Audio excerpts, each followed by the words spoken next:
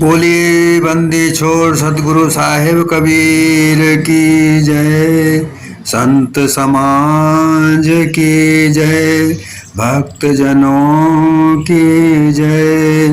साहिब बंदगी, साहिब बंदगी, साहिब बंदगी। सतगुरु कबीर बीजक साखी प्रकरण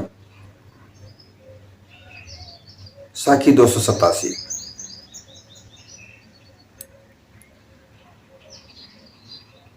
भुबरी घाम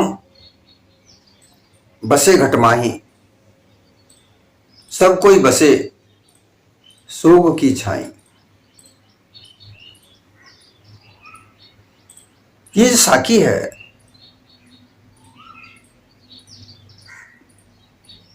ये साखी अंतःकरण की स्थिति को बताती है।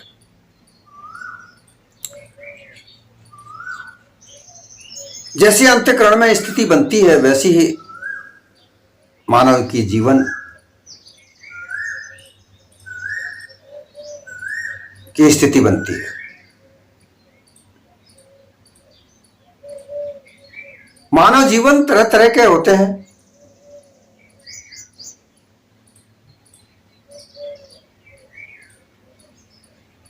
जो मानव की रहनी गहनी है दो भागों में बांटी गई है, कागवृत्ति और हंसवृत्ति।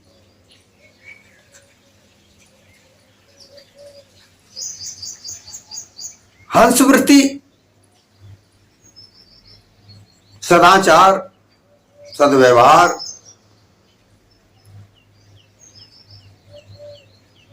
सद्गुण,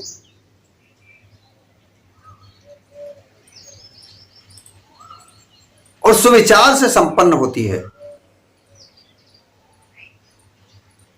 कागवृत्ति दुर्गुणों के आधार पर व्यभिचार, दुराचार, अनाचार,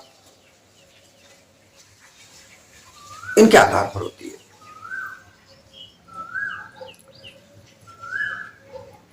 इन दो मुख्य श्रेणियों के आधार पर मानव का जीवन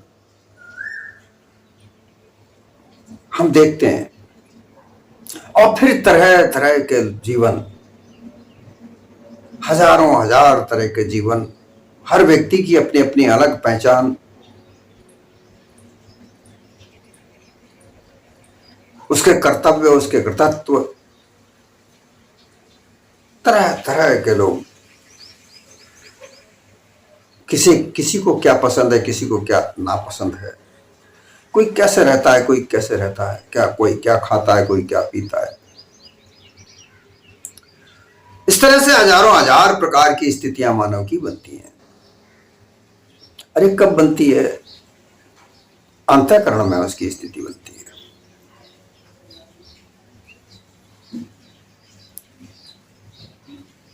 वह मल विक्षेप आवरण अंतःकरण में चढ़े हुए होते हैं।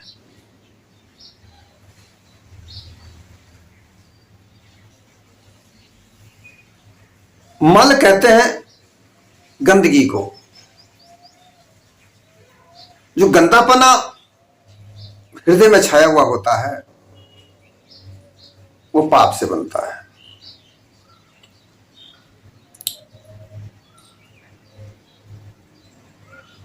और पाप क्या है? झूठ के आधार पर किए गए कर्म पाप कहलाते हैं। यह मानव अपने स्वार्थ में जीकर, स्वार्थ में लगकर कदम कदम पर झूठ बोलता है।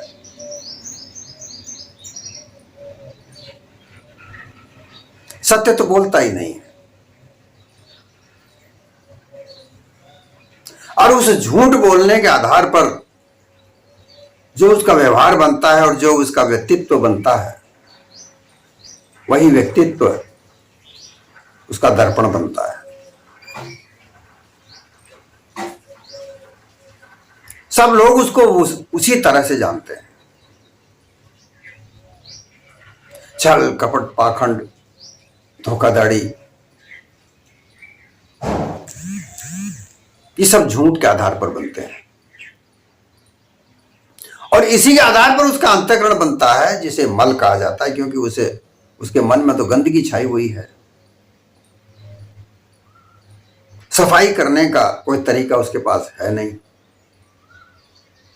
गुरु अपरपंथियों के पास जाता है, मतपंथ में जाता है, तरह तरह के मतपंथ वाले लोग उस गंदगी को साफ करने का कोई तरीका नहीं बताते। बस उनका मतपंथ चले उसके लिए राजनीति सिखाते हैं।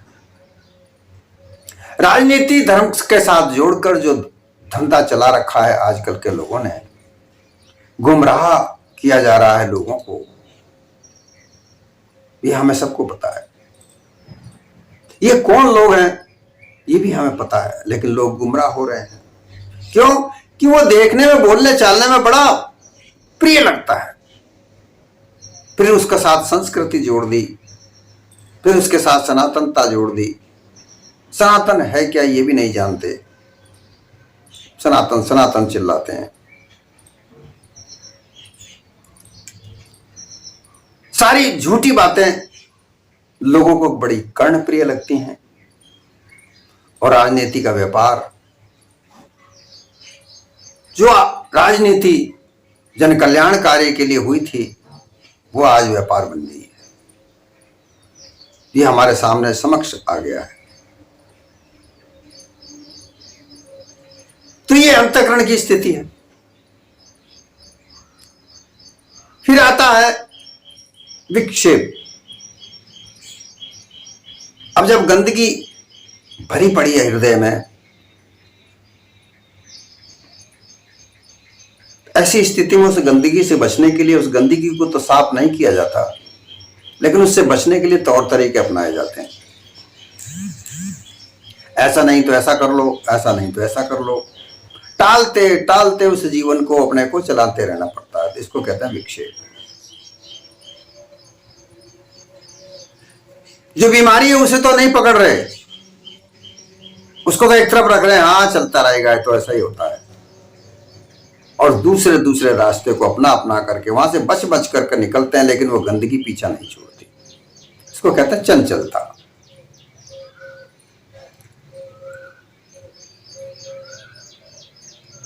कई तरह के रास्ते ढूंढता है, यहां नहीं मिला तो वहां मिलेगा, वहां नहीं मिलेगा तो वहां मिलेगा, और मिलेगा जरूर, क्योंकि दिलासा ऐसी दी गई है, ऐसा अध्यास जमा हुआ है कि भाई वहां परमात्मा कहीं आसमान में बैठा है और वो कण कण में बसा हुआ है, वो मिलता अवश्य है। लोगों ने तो गीत ही गा के रख दिए, गीत बना बना के डाल दिए।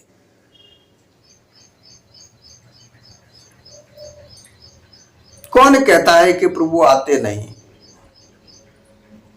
भाव भक्ति से उन्हें कोई बुलाते नहीं, ऐसे ऐसे गीत। अरे मित्रों, किसी भी तरीके से पुकारो, जो अनुमान कल्पना है वो कभी भी साकार रूप धारण नहीं कर सकती। इसको कहते हैं विक्षिप्त। विक्षिप्त स्थिति बनी हुई है, क्षिप्त विक्षिप्त, अर्थात अधूरा पागलपन, जिसे दीवानापना कहते हैं।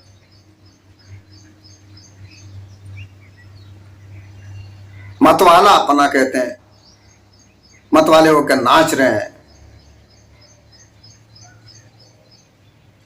सुध बुध भूल गए हैं।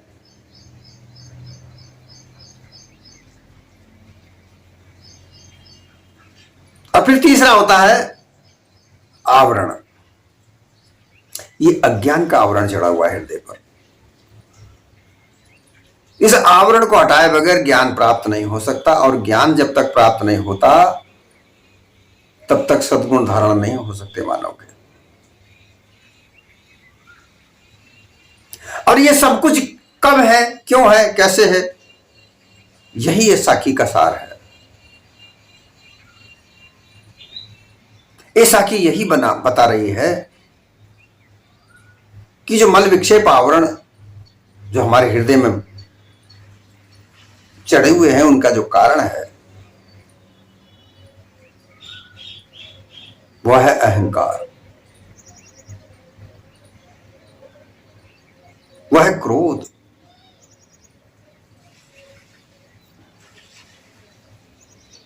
कैसे? यही जानने के लिए इस साखी को हमें समझना है।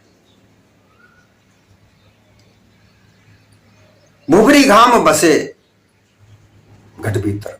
भुभरी अर्थात गरम गरम रात रेत। चूल्हे में अब तो गैस आ गया है, लेकिन फिर भी बहुत जगह पर अभी भी चूल्हे में रोटी बनती है। लकड़ी लगाकर चूल्हा जलाया जाता है, मिट्टी का चूल्हा बनाया हुआ होता है, उसमें लकड़ी जलाते हैं। वो लकड़ी की आंच में रोटी बनाई जाती है। वो लकड़ी जलती है, जब तक जलती है, फिर उसके बाद वो राख हो जाती है। तो वो राख गरम गरम होती है, भूरी कहते हैं उसे, भूभर, भूभरी। उसे हाथ में लेते हैं तो हाथ गरम जलने लगता है, लेकिन फपोले नहीं पड़ते, लेकिन तप देता है, इसलिए वो हाथ में नहीं ली जाती। थोड़ी ठंडी हो जाती है तो फिर उससे बर्तन भी मांजते हैं।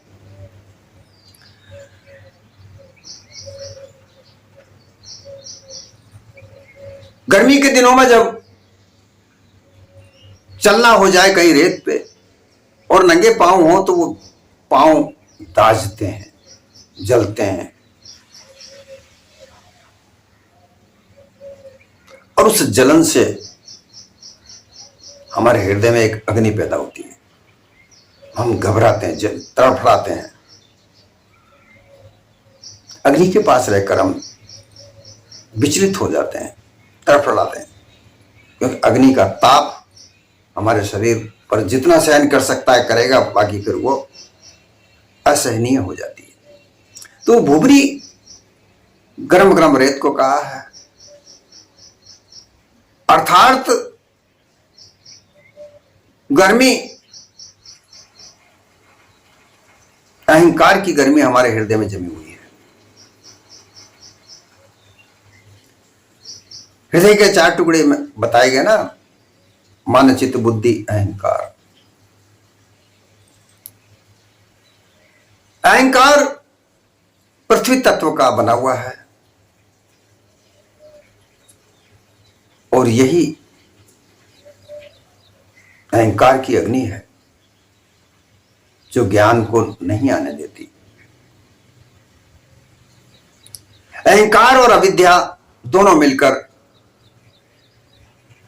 मल तैयार करते हैं।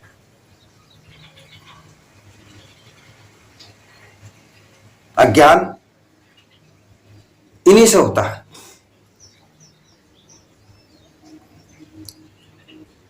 और इसी अज्ञान के आधार पर, इसी अहंकार के आधार पर सारे के सारे लोग अपना जीवन बनाए हुए हैं।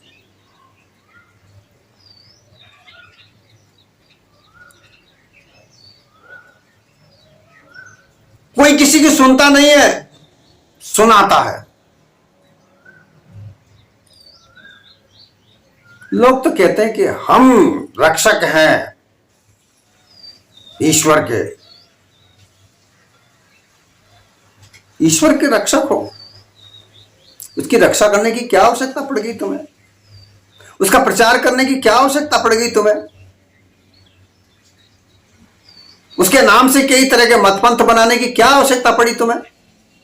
अगर वो ईश्वर है, संसार को चलाता है, तो वो तो खुद अपना रक्षा कर लेगा। तुम कौन होते हो रक्षा करने वाले?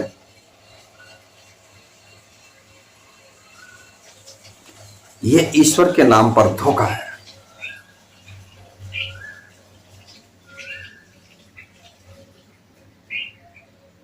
उसकी महिमा में तुम तरह तरह के शास्त्र लिखते हो, वो ऐसा है, वो वैसा है।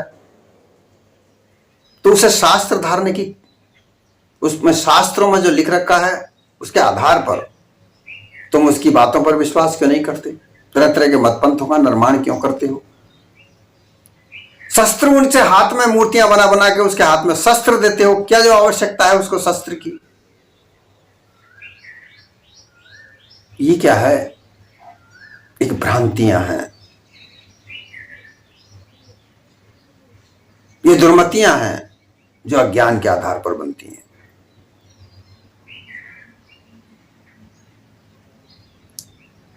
और अज्ञान का बाप अहंकार है।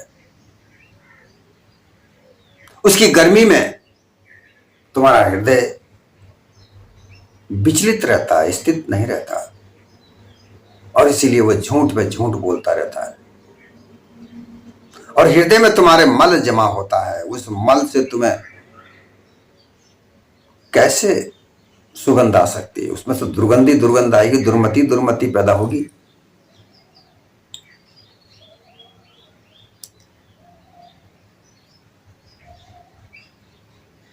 कैसे तुम्हें उस मल से, उस गंदगी से बचोगे? गंदगी से बचने के लिए गंदगी साफ की जाती है।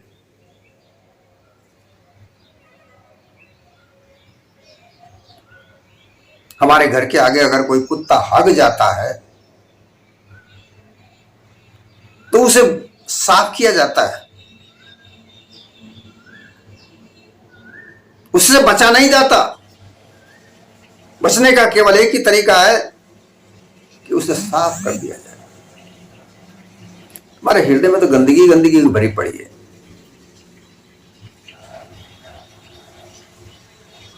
तरह तरह के लोगों को उस गंदगी के आधार पर बातें सुना कर अपनी चपेट में लेते हो। तो कैसे मानव जीवन बचेगा? कागवृत्तियां छाई हुई हैं चारों तरफ उस अहंकार की वजह से। हंसवृत्तियां तो है ही नहीं। लोग तो कहते हैं कि भाई हम कोई महात्मा थोड़ी हैं, साधु महात्माओं का काम है ये। तुम्हारा क्या काम है फिर? तुम क्यों मतपंथ बनाकर चलाते हो?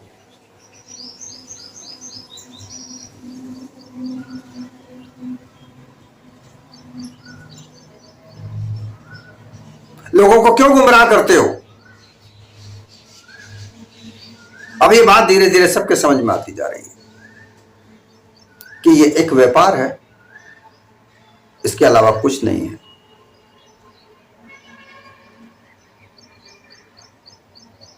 ये व्यापार धोखाधड़ी है, क्योंकि जहां पर व्यापार होता है वहां धोखा तो होता ही है। छल कपट पाखंड से तो व्यापार ज्यादा चलाया जाता है, क्योंकि ज्यादा से ज्यादा धन कमाया जाता है। और जो व्यापार को परोपकार करके समझ कर चलते हैं, उनका व्यापार करने का तरीका अलग होता है। वो धोखाधड़ी कभी समझते ही नहीं, सोचते ही नहीं है। तो सदगुरु यहां यही कहते हैं कि खूब बुबरी घाम बसे घटमाए। तो तुम्हारे अंदर जो गर्म रेत है अहंकार, वो हृदय में जमा हुआ है। वो जो धूप है, घाम कहते हैं धूप को, तावड़ा धूप, गरम गरम, वो धूप तुम्हारे हृदय में जमी हुई है। और उस अहंकार की धूप के आधार पर ही तुम सोच विचार करते हो। जहां ज्ञान का डेरा बसा पड़ा है, जरा ध्यास तुम्हारे अंदर बसा पड़ा हुआ है,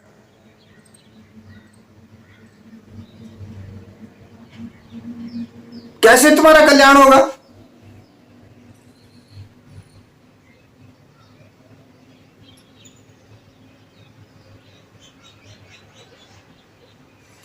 सब कोई बसे सोग के माई।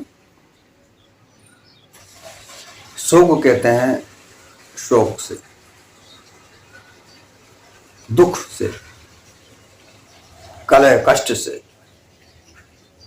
भूख प्यास से, लाभ हानि से।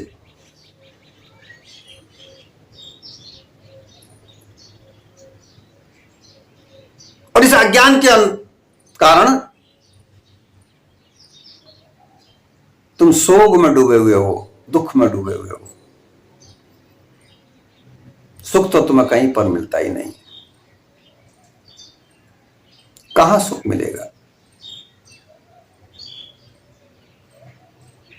कोई सुख नहीं है। कुछ लोग ऐसा सोचते हैं कि ये मत पंथ हमारे बहुत अच्छे हैं, प्रचार प्रसार उनका करके उस मत पंथ को ऊंचाई पर चढ़ा दिया। ऊंचाई क्या? धन धान्य से भरपूर कर दिया, बड़े बड़े महल दुमहले उनके बन गए। उन्हें देख देख कर तुम मस्त होते हो।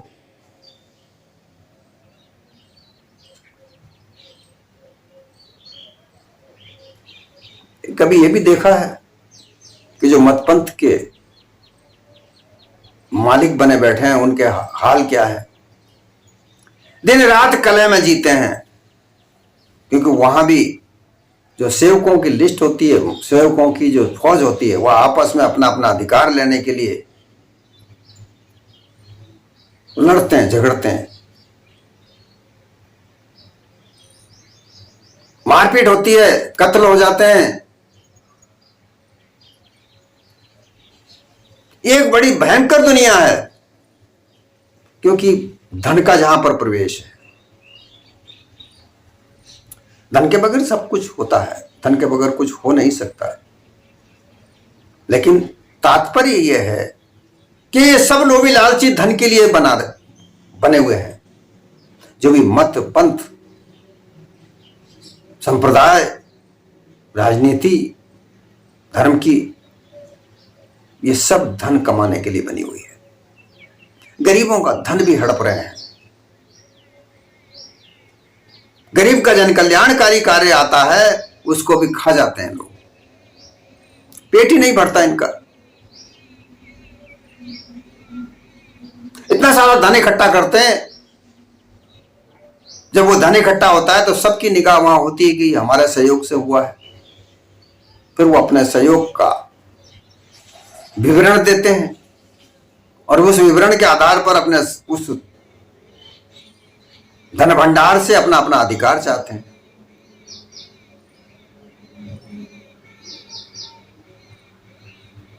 अब उसी में फिर झगड़े होते हैं, फिर उसी में दुख फैलता है। सुख तो कहीं नहीं है। ये धन कमाने वाले लोग मत पंथ संप्रदाय के बना बनाकर जो धन कमाते हैं, ढेर लगाते हैं धन का,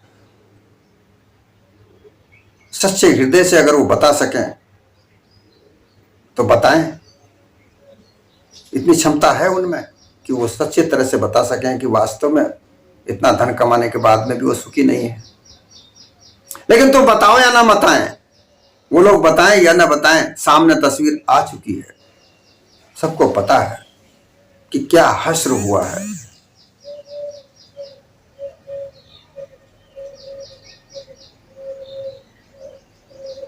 सतगुरु कबीर की ऐसा की मानव जीवन के यथार्थ जीवन का दर्शाती है।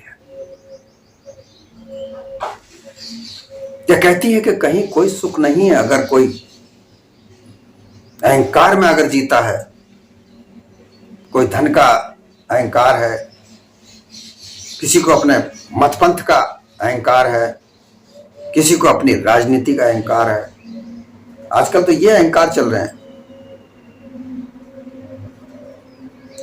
राजनीति कोई कर रहा है, पार्टी कोई बनी हुई है, व्यापार कोई चला रहा है। एक गली का लड़का भी कहता, हाँ साहब हमारा तो ये मत है। तो तुम्हें 2 रोटी समय पर नहीं मिलती और ना तुम्हें मिलेगी। भूखे जन्मे हो, भूखे मर जाओगे, क्योंकि तुम्हें भ्रम में डाल रखा है। तुम्हारा भ्रम का जीवन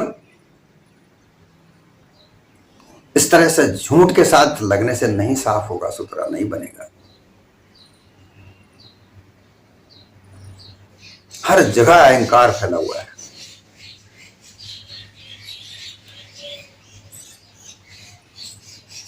यह अहंकार की गर्मी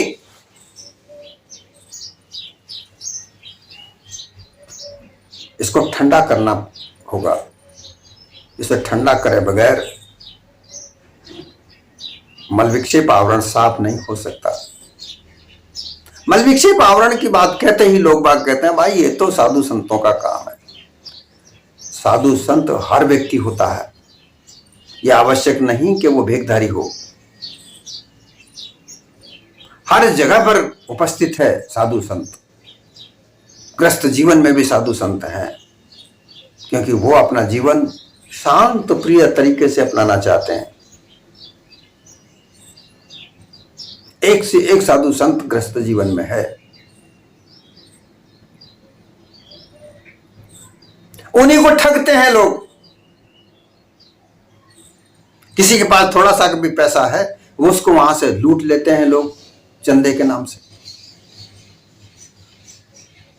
क्योंकि अहंकार वाले लोग तरह तरह के मत पंथ के आधार पर तरह तरह के प्रायोजक बनते हैं, आयोजक बनते हैं। कथा का आयोजन, नाटकों का आयोजन, कभी रैली, तरह तरह के आयोजन करने से वहां उस नाम से लोगों को चंदा उगाते हैं। लाखों रुपया, करोड़ों रुपया इकट्ठा करते हैं। उस रुपए का होता क्या है? दारू, मांस, ऐश्वर्य। और वो कौन है? वो सब उस अहंकार की अग्नि में रहने वाले लोग हैं। उस धूप में रहने वाले लोग हैं और अपने आप को दिखावा करते हैं कि हम कितने सुख शांति से रह रहे हैं, हमारे पर ये मोटी बड़ी बड़ी गाड़ियां हैं, हमारे पास खाने पीने का ये अच्छे अच्छे वस्त्र हैं। अंतःकरण से पूछो उनके जाकर, वे कभी नींद सोते हैं क्या? नींद भर के उनको कभी रात में अच्छी तरह सुख शांति की नींद आ जाती है क्या?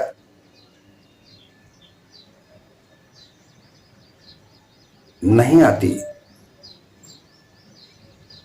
कि जो जैसा कार्य करेगा उसको वैसा ही फल मिलता है, ये निश्चित है।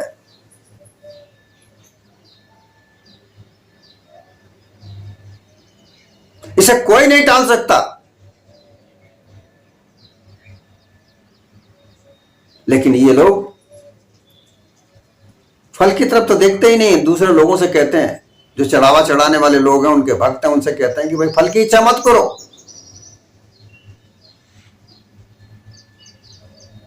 क्योंकि वो नहीं देख रहे, उन्हें पता है कि फल कुछ नहीं मिलना, बस धन मिलता रहना चाहिए। लोगों को गुमराह करो कि भाई फल की इच्छा मत करो, तुम तो यहां लाला के चढ़ावा चढ़ाते जाओ। बोरी के बोरी भर भर के धन इकट्ठा होता है। गिनने वाले लोग मजदूर लगाए जाते हैं। कई कई वीडियो अभी वायरल हो रहे हैं जहां मजदूर भरे पड़े हैं रुपयों को गिनने के लिए। इस रुपए का क्या हिसाब हो रहा है कोई अता पता नहीं। ये रुपया कहां जाएगा? उस व्यापार में जाएगा जिस व्यापार के लिए इन लोगों ने इस मत पंथ को बनाया। लोगों को गुमराह किया जाएगा उस रुपए से।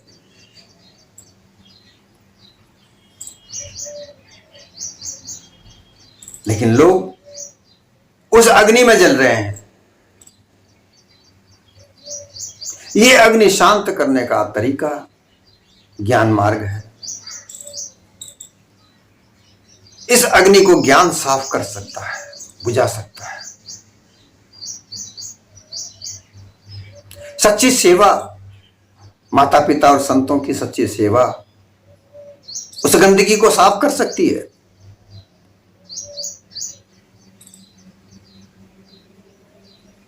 एक जगह ठहराव वो चंचलता को मिटा सकता है। आवरण अज्ञान का है, उस अज्ञान के आवरण को ज्ञान से मिटाया जा सकता है। लेकिन लोग सुनने को तैयार नहीं, सुनना ही नहीं चाहते, क्योंकि अहंकार का मद जो चढ़ा हुआ है, इस अहंकार के मद के आधार पर वो अपना जीवन बनाए हुए हैं। वो दूसरा कोई रास्ता चुनते ही नहीं। इसलिए उनको दुख ही दुख प्राप्त होता है, सुख कहीं है नहीं। तुम बसे सोग की छाई, सभी सोग की छाव में, दुख की छाया। मान लिया दुख ये तो सब ईश्वर की देन है भाई, जैसा प्रभु करेगा वैसा ही होगा। इस तरह की जो मान्यता बना रखी है कि जो देने वाला ईश्वर है वो जैसा चाहे वैसा करो। हम क्या कर सकते हैं? ईश्वर ने जो हमारे भाग में लिखा है वही होगा। ये दुख की को अपना मान लेना, यही एक भ्रांति है, और इस भ्रांति में लोग जी रहे हैं, जीते रहेंगे।